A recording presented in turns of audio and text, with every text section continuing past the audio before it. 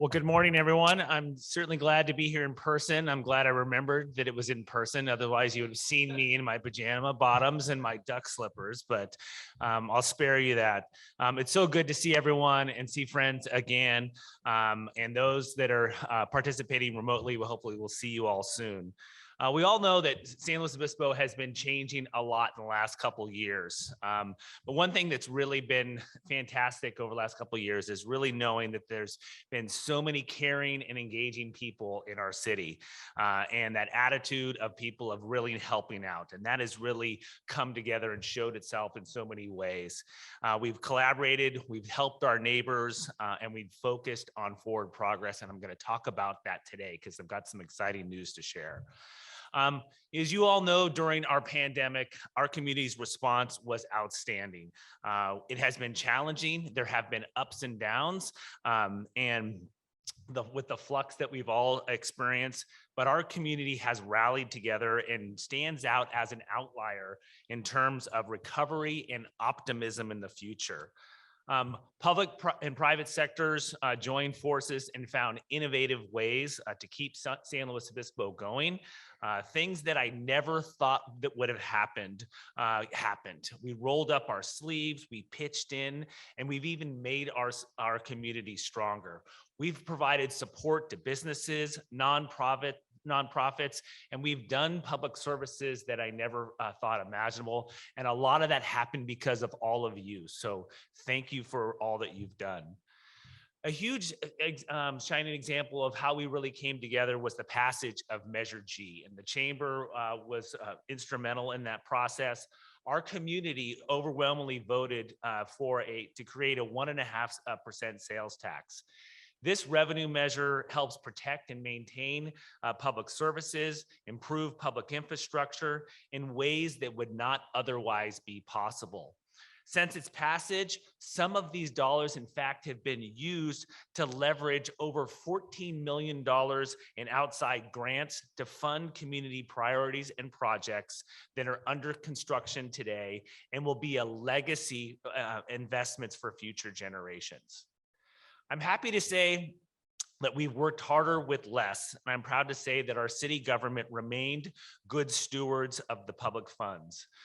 Thanks to the council's leadership during the pandemic, we reduced expenses, we focused our efforts on addressing emerging community needs, and we also preserved and reimagined public services, and we're continuing to do that today.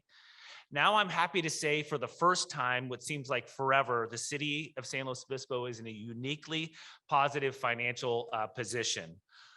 But careful stewardship and partnerships have positioned us to make once-in-a-lifetime investments.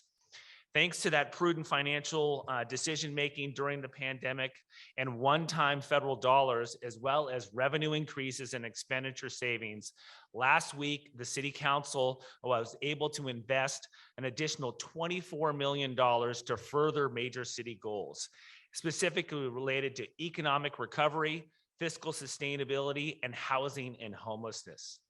Beyond those efforts, and just to be clear, not using Measure G20 or federal funding, it's also allowed us to pay down our pension debt sooner, something that I know the chamber has been following quite closely for years.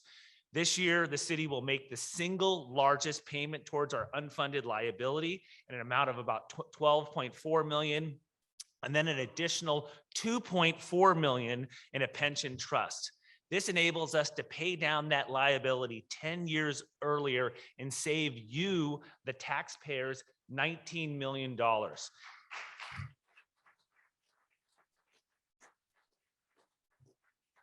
The council's also supporting downtown vitality, and a huge legacy project will be moving forward. And last week, the council allocated $4 million as a challenge grant to spur fundraising to build a new live performance art theater.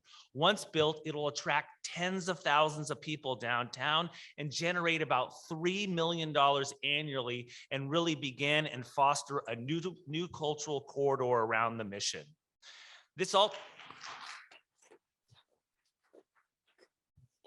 This also means we're making other investments in our community. Because of the local revenue measure, we're able to fund other new legacy projects that will include major improvements to bridges, bike paths, Mission Plaza, paved roads, public arts. We know this means more construction, and we appreciate your patience on the road and around town as we upgrade our community. We can't thank the community enough for passing Measure Chi and having the foresight to fund these types of improvements. We know that economic development is about creating communities that have high quality of life and amenities and services that attract and retain head of household jobs. All of these efforts benefit you, our community members, and I invite you to get involved. Serve on an advisory body or come learn more about your local government. In fact, we'll be restarting the SLO Community Academy. This will be an immersive learning experience that gives participants an inside look at the most accessible form of government, your local city.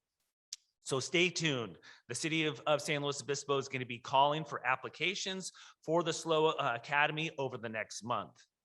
Our city has been an amazing community, and it's a lot of it thanks to you. We've been resilient because of what we've done together.